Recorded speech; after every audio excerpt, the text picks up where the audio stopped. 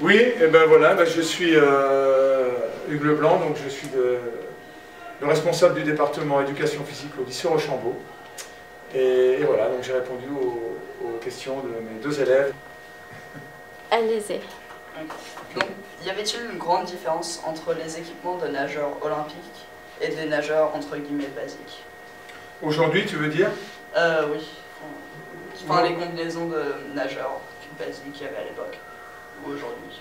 Bah, aujourd'hui, entre un nageur, on va dire, qui a un niveau local et un nageur de niveau olympique, ce qui change, c'est que les maillots de bain sont plus perfectionnés, le tissu est plus léger, les maillots de bain sont plus chers. Bon, les nageurs maintenant n'ont plus droit à porter les combinaisons dans les catégories seniors. Les masters ont toujours le droit, les plus anciens. Ils ont des... Souvent, on voit les nageurs ont encore des jammers, c'est-à-dire des genres de maillots de bain assez longs, mais ils n'ont plus le droit à avoir une combinaison complète. Donc la différence qu'il y a aujourd'hui, c'est le tissu du maillot de bain qui est plus léger, qui est plus performant. C'était la même chose avant, dans les années 80, il y avait une différence de la qualité du maillot de bain. Donc avez-vous déjà testé les combinaisons d'aujourd'hui, de professionnels? J'ai testé une fois une combinaison, quand c'était encore autorisé. Donc d'abord la première chose, c'est que c'est très difficile à enfiler, il faut être deux. On ne peut pas la mettre tout seul parce que ça serre énormément le corps. Ça a un avantage effectivement en crawl. Moi personnellement, ça me faisait gagner 1 seconde chaque 100 mètres. Et en dos, en crawl, en papillon, c'est un avantage. Par contre en brasse, ça n'apportait pas d'avantage sur la brasse. C'est pour ça que même à l'époque des combinaisons, quand elles étaient autorisées, les nageurs de brasse n'en portaient pas. Donc l'équipement technique avait-il des conséquences sur vos performances? À l'époque où moi je nageais, personnellement, Oui. non, puisqu'il n'y avait pas de combinaison. Donc on mettait un maillot de bain, le jour de compétition, on avait un maillot de bain qui était, entre guillemets, le beau maillot de bain, donc qui était supposé nous donner un petit avantage. Ce qui change chez les nageurs, c'est que les nageurs se rasent avant les compétitions, c'est-à-dire enlèvent tous leurs poils. C'est pas seulement une question d'aller plus vite ou pas, c'est aussi une question de sensation, c'est-à-dire que quand un nageur est rasé, il a de meilleures sensations dans l'eau, il glisse plus. Et il y a une étude qui a été faite sur l'hydrodynamique d'un nageur rasé, et il y a un petit peu moins de résistance. Maintenant, je t'ai répondu avant, avec combinaison ou sans combinaison, oui, effectivement, moi j'ai senti une différence. Et tous les nageurs avaient nagé avec combinaison parce que ça allait plus vite.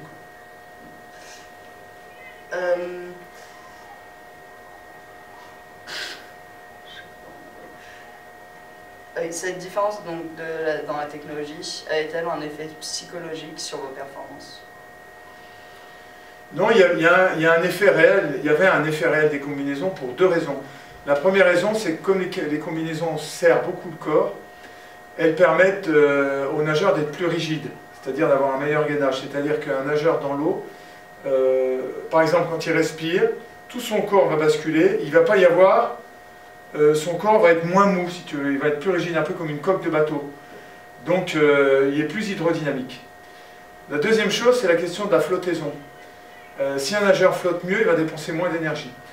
Les combinaisons, les règles, quand il y avait les combinaisons, les règles qui étaient dictées par la Fédération internationale de natation, c'est que les combinaisons doivent avoir la même densité que l'eau, c'est-à-dire elles doivent ni flotter ni couler. Mais les fabricants de combinaisons ont été malins. C'est-à-dire qu'ils n'ont pas fait des combinaisons homogènes, c'est-à-dire que la partie arrière de la combinaison était moins dense que l'eau, donc la partie basse de la combinaison flottait et la partie haute coulait.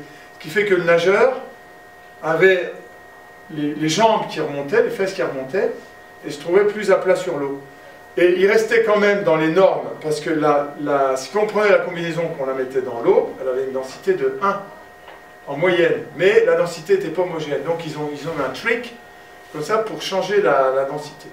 Et aussi également sur les côtés de la combinaison, il y avait des renforts en polycarbone qui gainent le nageur, un peu comme une armure, quoi. Donc ça transformait les nageurs en torpilles. Maintenant, l'effet psychologique, il existe toujours un effet psychologique le jour d'une compétition, quand on a son bon matériel, ses bonnes lunettes, il y a une petite chose, mais l'effet réel, physique, il existait. Quelles étaient les méthodes et les équipements d'entraînement? Quand? À mon avant époque et maintenant? Alors, ça dépend avant quand. Parce que si on fait une histoire de la natation, si on remonte par exemple avant la guerre, si on regarde l'époque de Johnny Weissmuller, donc, qui jouait Tarzan, ils avaient des combinaisons, une pièce, mais qui était en laine. Donc c'était extrêmement lourd, ça ramassait plein d'eau. Après la guerre, on a commencé à avoir des combinaisons, enfin des maillots de bain en matière synthétique. Donc les maillots de bain sont devenus de plus en plus petits, serrés, avec moins de poids d'eau, parce que les maillots de bain avant, quand on nageait, on emmenait beaucoup d'eau avec soi, donc ça freinait. Après, je dirais qu'il n'y a rien eu de révolutionnaire depuis... À part les combinaisons, les maillots de bain eux-mêmes, il y a des maillots de bain qu'on appelait skin fit il y a 30 ans, on n'a pas vraiment fait mieux maintenant. Donc si on enlève les combinaisons, la technologie du maillot n'a pas beaucoup évolué. Ce qui a évolué, c'est ces jammers, c'est ces maillots de bain longs qu'on n'avait pas avant. Quelles sont les différences entre avant et maintenant dans la natation? La différence, à quel niveau? Au niveau technique, entraînement Plus au niveau de l'équipement. Au niveau de l'équipement, bon, alors les lunettes de piscine sont plus perfectionnées, elles collent mieux aux yeux, elles sont plus hydrodynamiques. Il y a les bonnets en silicone qui sont apparus il y a peut-être, je dirais quand même 25-30 ans. Avant c'était des bonnets en caoutchouc, donc les bonnets en silicone sont plus souples. Le tissu des maillots, c'est toujours ou du polyester ou du nylon.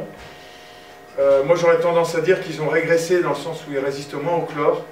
Avant on faisait des maillots plus solides, mais bon, c'est pour des raisons je pense de vente. Ils veulent qu'on vende plus de maillots, donc ils les font moins solides, quoi. Le maillot de compétition pur, ce qu'on appelle le maillot skin fit, il n'y a pas une grande évolution depuis 30 ans. L'évolution qu'il y a, c'est ces maillots de bain longs ou ces maillots de bain qui vont jusqu'au pied. Voilà. Que pensez-vous de l'évolution de la technologie dans le sport face aux sportifs? En général? En général. Alors là, il y a des sports où il y a beaucoup plus d'évolution. Il y a une évolution en natation que j'ai oubliée, qui est importante, qui est assez récente, c'est les plots de départ. Maintenant, il y a un rebord penché vers l'arrière pour imiter un peu l'athlétisme. C'est-à-dire que on ne verra plus de nageurs qui partent au départ avec les deux pieds alignés. Il y a toujours un pied derrière, un pied devant. Et ils vont pousser sur cette partie qui est un peu en biais, ce qui va leur donner un avantage au départ. Oui, ça c'est récent, hein, ça date de 2-3 ans plus. Sinon, dans les autres sports, il y a toujours eu des évolutions technologiques. Une à laquelle je pense, c'est soit la perche. À chaque fois qu'on a changé le matériau des perches, les records ont bondi. Avant la guerre, les perches étaient en bambou. Donc ça ne pliait pas, c'était rigide. Après, on a commencé à faire les perches en aluminium. Et puis après, on a eu les perches en matière plastique. Et puis maintenant, on a des perches en fibre de carbone. Donc à chaque fois, c'est des perches qui permettent d'aller plus haut. Le cyclisme aussi, c'est un autre exemple, avec les vélos qui ont été toujours améliorés, plus légers, plus profilés. Bon, il y a eu en athlétisme, par exemple, les pistes. Maintenant sont plus élastiques, donc elles renvoient plus d'énergie, on peut courir plus vite. Donc il y a une évolution dans tous les sports, à tous les niveaux. Je ne parle même pas de la course automobile, où là c'est évident.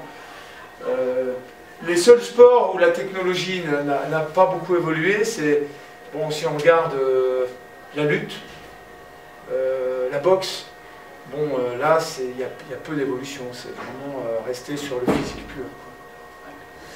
Comment expliquez-vous la différence des temps entre les nageurs de votre époque et d'aujourd'hui? Ça, c'est une bonne question. La différence des temps, c'est les méthodes d'entraînement.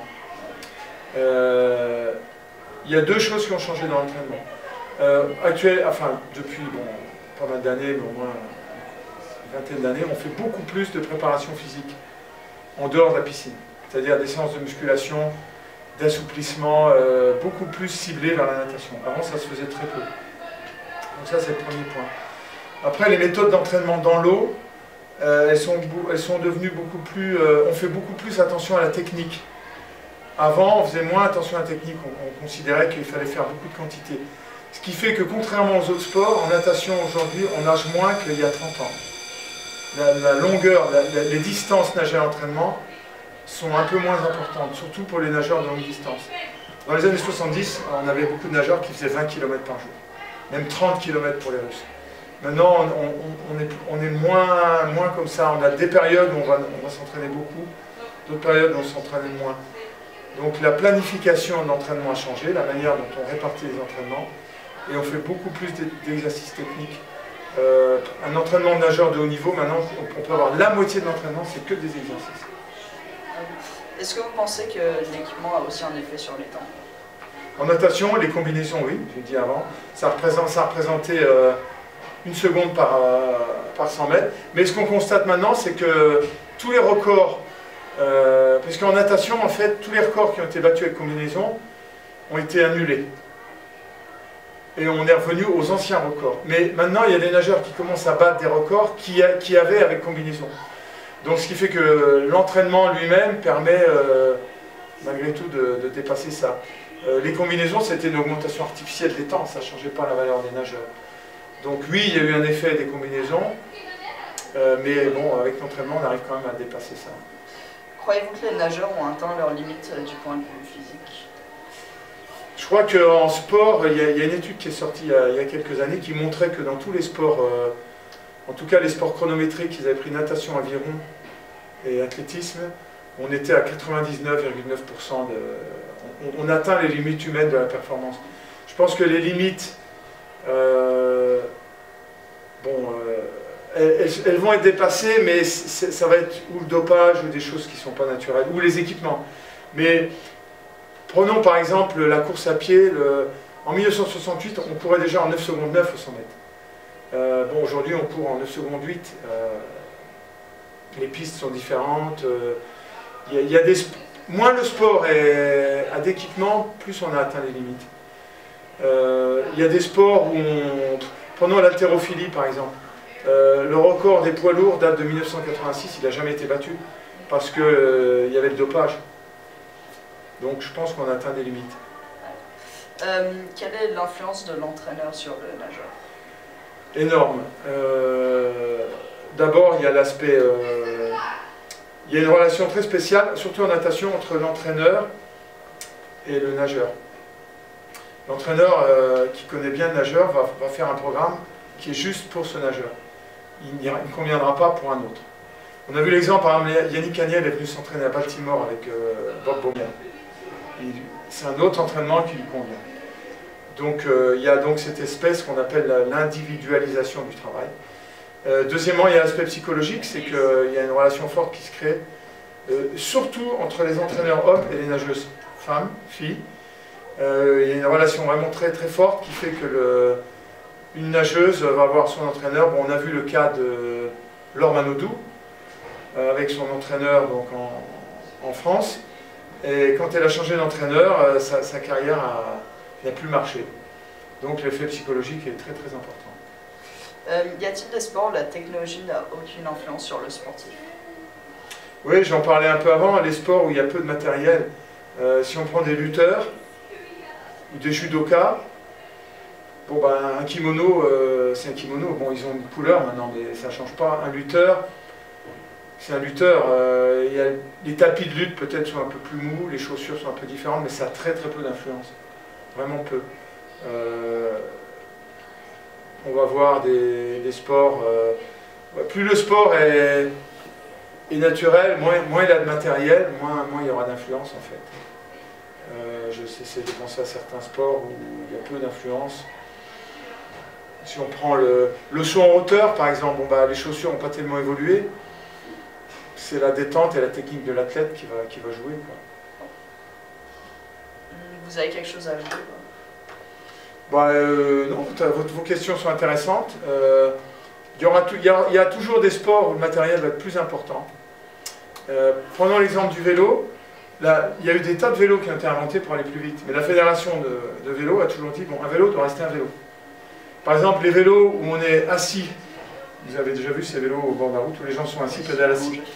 Bon, bah, ils n'ont jamais été reconnus par la fédération de cyclisme parce que ces vélos, si on fait des courses sur du plat, ils vont aller plus vite que les vélos où on est où on est assis parce qu'on est debout parce qu'en fait ils ont moins de résistance à l'air.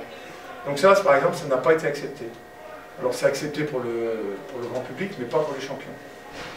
Donc il y a toujours un petit peu une balance à trouver entre l'équipement et la nature du sport. Voilà. Merci.